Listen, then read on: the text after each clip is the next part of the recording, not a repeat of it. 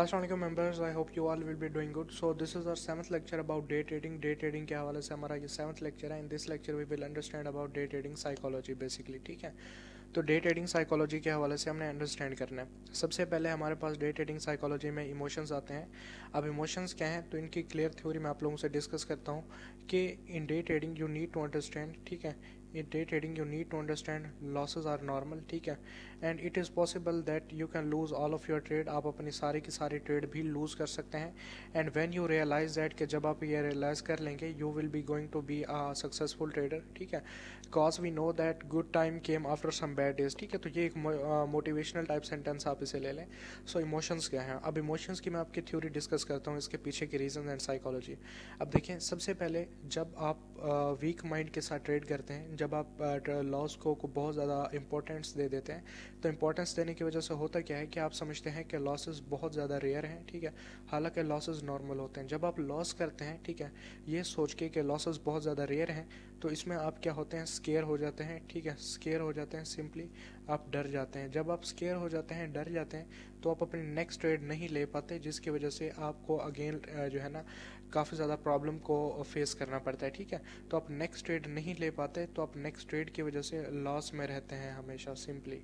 तो ये चीज़ आपने कवर करनी है, चाहे तो आप किसी थेरापी में जाएं. ठीक है, अपने आप को कंट्रोल करें इस चीज़ के हवाले से. लेकिन जब तक आप इस चीज़ को कंट्रोल नहीं करेंगे, आप ट्रेडिंग को बिल्कुल ही एग्जॉस्ट और बिल्कुल जो है ना आप टेंस माइंड में आके ट्रेड करेंगे. ठीक है, तो ट्रेडिंग को आपने टेंस नहीं लेना. ठीक है, ट्रेडिंग में लॉसेस नॉर्मल है 100%. ठीक है, हम भी लेते हैं. इसके एग्जांपल मैं आप लोगों के साथ शेयर कर देता हूँ कि जस्ट कुछ दिन पहले की या आज सुबह की ट्रेड जो मैंने सॉल की दी थी, आप क्लियरली देख सकते हैं. ठीक है, जस्ट वेट अ मिनट कि आई होप के दिस वन ट्रेड दी. ये मैंने ट्रेड का सेटअप था, हमारे पास ऑल पर जो है ना लॉन्ग की पोजीशन थी, ट्रेंड लाइन का थर्ड टच था, पैरेलल चैनल का बॉटम था. लेकिन उसके बाद हमारे पास क्या हुआ कि अगेन हमारा एसएल हिट हो गया. तो अब इस एसएल हिट होने के बावजूद भी हमने आज अभी दो मजीद ट्रेड्स ली हैं. सॉल की शॉर्ट ली है, ठीक है, और दूसरा एक कॉइन था उसकी भी शॉर्ट की पोजीशन ली है. तो सिंपली हमें ये चीज़ समझना है. ठीक है, आप देख भी सकते हैं. ठीक है, यहाँ पे भी देख सकते हैं सॉल शॉर्ट में आ रहा है सिंपली. तो ये चीज़ आप सिंपली देख सकते हैं. तो लॉसेस हमारे लिए नॉर्मल हैं. ठीक है, लॉसेस नॉर्मल हैं, आपने भी इसे नॉर्मल वे में ट्रीट करना है. ठीक है, लॉसेस नॉर्मल हैं, आपने इसे नॉर्मल ट्रीट करना है. ठीक है, तो ये चीज़ आपको 100% समझनी होगी. तो इसे स्केयर नहीं होना. ठीक है, सिंपली तो 100% अगर आप इस चीज़ को ओवरकम कर लेते हैं तो आप 100% सक्सेसफुल ट्रेडर हैं. ठीक है, तो ये चीज़ आपको समझनी है बेसिकली. जी, तो नेक्स्ट टॉपिक की तरफ आते हैं. इमोशंस में ही, इमोशंस में हमारे पास एक और चीज़ को हमें फेस करना पड़ता है कि जब हम 3 कंसेक्टिव ट्रेड्स विन करते हैं या कोई भी 4 या 5 कंसेक्टिव ट्रेड्स विन करते हैं, तो हम ग्रीडी बिहेव करते हैं. ठीक है, हम ओवर कॉन्फिडेंट हो जाते हैं. ठीक है, जिसकी वजह से हम नेक्स्ट ट्रेड पर ज़्यादा ध्यान नहीं देते, बस उसमें पोजीशन बना लेते हैं.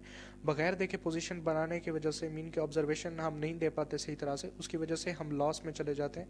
वो इस तरह से कि हम मार्केट को सही तरह से ऑब्जर्व नहीं करते. ठीक है, जब तक हम मार्केट को सही तरह से ऑब्जर्व नहीं करते, ठीक है, तो उसकी वजह से हम सही तरह से अपना सेटअप नहीं बना पाते, और बैड सेटअप की वजह से हमें मार्केट में लॉस हो जाता है सिंपली. ठीक है, तो ये कुछ इमोशंस की थ्योरीज हैं, इमोशंस के पॉइंट्स हैं जो हमें ओवरकम करने हैं. तो ये चीज़ आई होप कि आप लोगों को समझ आ चुकी होगी, एंड नेक्स्ट आप लोग इस पर वर्क भी करेंगे. तो ये चीज़ बेसिकली इमोशंस में आती है. नेक्स्ट हमारे पास एग्जाम्पल है डिसिप्लिन की. What is discipline. तो डिसिप्लिन की एग्जाम्पल को समझते हैं कि कुछ ट्रेडर्स सिर्फ ट्रेड करते हैं, जस्ट पहले इन्हें रिमूव कर देते हैं, तो ताकि नेक्स्ट एग्जांपल हम यहीं पे ही.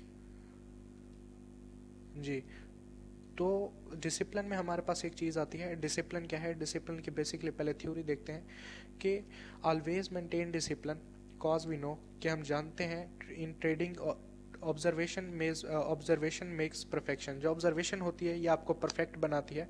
आपका सेटअप जो मेंटेन करने की और सेटअप बनाने की एबिलिटी होती है, ठीक है, स्ट्रेटजीज बिल्डअप करने की एबिलिटी होती है, उसे बढ़ा देती है, आपको स्किलफुल कर देती है.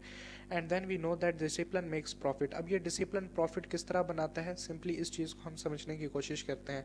अब डिसिप्लिन में हमें डिसिप्लिन में आता क्या है कि फॉर एग्जांपल जब भी हमारा ट्रेनिंग सेशन था, तो हमने ट्रेडिंग सेशन में आपने अपने आप से के साथ टाइम स्पेंड करना है, चाहे तो 4 आवर करें चाहे 10 आवर. ठीक है, या चाहे वीक करें, लेकिन ज़्यादा टाइम नहीं लेना. ठीक है, अपने आप से आपने क्वेश्चन करना है कि आप किस टाइप के ट्रेडर हैं. ठीक है, फॉर एग्जांपल आप प्रॉफिट बहुत जल्दी बुक करना चाहते हैं. ठीक है, मीन के आपको जो प्रॉफिट है वो जस्ट इन फ्यू मिनट्स चाहिए, ठीक है, या मीन्स के जस्ट इसके एग्जांपल लेते हैं, इन अ डे आपको प्रॉफिट चाहिए, या आप लॉन्ग टर्म सोच सकते हैं, ठीक है।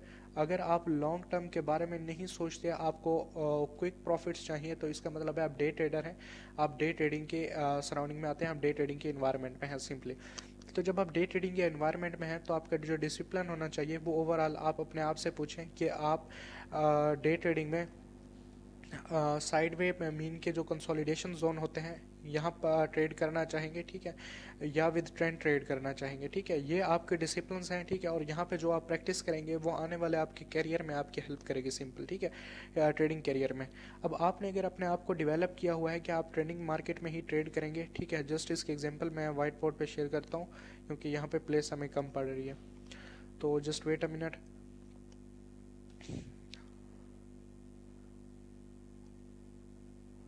ओके, सो देखें, सबसे पहले हमें एक चीज़ समझनी है, यहाँ पे ब्लैक कर लेते हैं इसका कलर, कि हमने जो डिसिप्लिन बनाना है वो ये है कि हम सबसे पहले, हमें अगर क्विक प्रॉफिट चाहिए तो इसका मतलब है हम डे ट्रेडिंग में हैं, ठीक है। तो इतना तो हम अपने आप से पूछ सकते हैं कि हमें कौन से प्रॉफिट चाहिए, मीन के 4 मंथ बाद चाहिए या विद इन अ डे चाहिए। तो इसका मतलब है कि हम एक क्वेश्चन अपना क्लियर कर चुके हैं, वो जो फर्स्ट स्टेप है हमने वो क्लियर कर लिया है अपना, ठीक है, फर्स्ट स्टेप हमारा क्लियर है, हमने नेक्स्ट स्टेप की तरफ मूव करना है सिंपली। अब हमारा जो नेक्स्ट स्टेप है वो हमने अपने आप से ये पूछना है कि हम किस टाइप की ट्रेडिंग कर सकते हैं। फॉर एग्जांपल हम अगर ये ज़्यादा टेक्निकल हैं, ठीक है, फॉर एग्जांपल हमें टेक्निकल चीज़ें पसंद हैं आपको या किसी को भी, तो आप ट्रेंडिंग ट्रेड कर सकते हैं, ठीक है, आप ट्रेंड के साथ ट्रेड कर सकते हैं, आप ब्रेकआउट पे ट्रेड कर सकते हैं, ठीक है।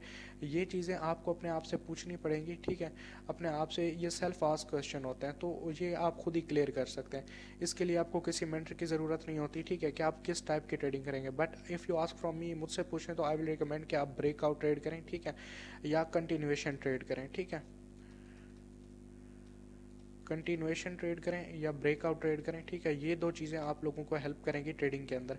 अगर आप बिल्कुल ही साइड वे में ट्रेड करते हैं, ठीक है, साइड वे में भी ट्रेड करने का तरीका है, and I will share with you in our strategy plan, ठीक है, जो हमारा स्ट्रेटजी प्लान है, टॉपिक है बेसिकली, उसमें मैं आप लोगों के साथ शेयर करूंगा। So this is comes in our discipline, कि हमारा अगर डिसिप्लिन है कि हमें ब्रेकआउट पे ट्रेड करनी है हमेशा, तो हम कभी भी कंटिन्यूएशन की तरफ नहीं जाएंगे, ठीक है। या अगर हम इन दो पे ही ट्रेड करते हैं, ठीक है, सिंपली बोथ ऑफ दिस, हम इन दो को इंटरलिंक अगर आपस में करते हैं तो हम कभी भी साइड वे मार्केट की तरफ नहीं जाएंगे, ठीक है। अगर आप बिगनर ट्रेडर हैं, इन तीन चीज़ों पर अगर आप ट्रेड करना चाहते हैं, so you need a lot of experience, a lot of practice, कि आप इन तीनों को ओवरकम कर सकें, ठीक है। तो जस्ट यही चीज़ें हैं जो हमारे डिसिप्लिन में है। अगर हमारा डिसिप्लिन ब्रेकआउट पे ट्रेड करने का है तो हम कंटिन्यूएशन में अगर जाएंगे तो हम लॉस कर देंगे कम्प्लीटली। ये आप ट्रेनिंग के दौरान आप ये समझेंगे जब आप प्रैक्टिस करेंगे कि जब आपकी एक चीज़ पे ग्रिप होती है, फॉर एग्जांपल आप फास्ट बॉलिंग कराते हैं, तो अगर आप स्पिन बॉलिंग की तरफ जाएंगे तो आप सही तरह से नहीं करा पाएंगे, या अगर आप टेस्ट बैट्समैन है तो आप T20 की बैटिंग नहीं कर सकते सिंपली, ठीक है। तो ये जस्ट एक लोकल कॉमन एग्जाम्पल है जो मैंने आप लोगों के साथ शेयर किए हैं। तो यही चीज़ है। ये अगर आप एक ट्रक ड्राइवर हैं तो थोड़ी सी मुझे हंसी आ रही है, तो आप इसमें एरोप्लेन कभी भी नहीं चला सकते सिंपली, ठीक है। तो ये एक एग्जांपल है, ठीक है। तो आई होप कि आप इस एग्जांपल को ज़्यादा पिक करेंगे। तो ट्रक ड्राइवर कभी भी जो है ना एक एरोप्लेन को ड्राइव नहीं कर सकता, पायलट नहीं बन सकता। तो सेम एज कि अगर आप ब्रेकआउट एंड कंटिन्यूएशन करते हैं ज़्यादा, तो आप सडनली साइड वे की तरफ एक्ट नहीं कर सकते। अगर आप करेंगे तो आप लॉस में चले जाएंगे। तो फर्स्ट ऑफ ऑल आपको ब्रेकआउट ट्रेड करनी चाहिए, देन आपको कंटिन्यूएशन ट्रेड करनी चाहिए सिंपली, ठीक है। पहले ब्रेकआउट देन कंटिन्यूएशन, सिंपली इन दो में मास्टर करें, ठीक है, master in these two and then move to sideways की तरफ मूव करें।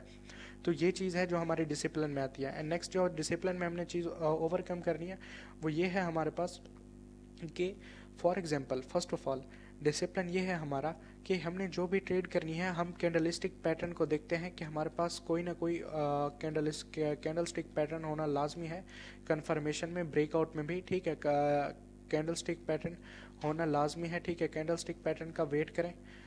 रिटेस्ट एक चीज़ होती है, I will discuss in price section के रिटेस्ट क्या होती है, या बैक टेस्ट या रिट्रेसमेंट, तो ये तीन लफ्ज़ यूज़ होते हैं। तो आपको इन चीज़ों का वेट करना चाहिए कि ये दो रिक्वायरमेंट्स आपकी पूरी हो रही हैं, तो आप मीन के आपका डिसिप्लिन मेंटेन है, आप ट्रेड ले सकते हैं। अगर इन दोनों में से एक भी आपके पास मिसिंग है देन टेक नो ट्रेड। आप कोई ट्रेड नहीं लें, ठीक है। तो ये चीज़ आप लोगों को समझनी होगी। तो यही चीज़ ओवरऑल हमारे डिसिप्लिन में आती है, ठीक है। तो यह चीज़ हमें समझनी भी होगी और काफ़ी ज़्यादा इस पर प्रैक्टिस की ज़रूरत होती है सिंपली।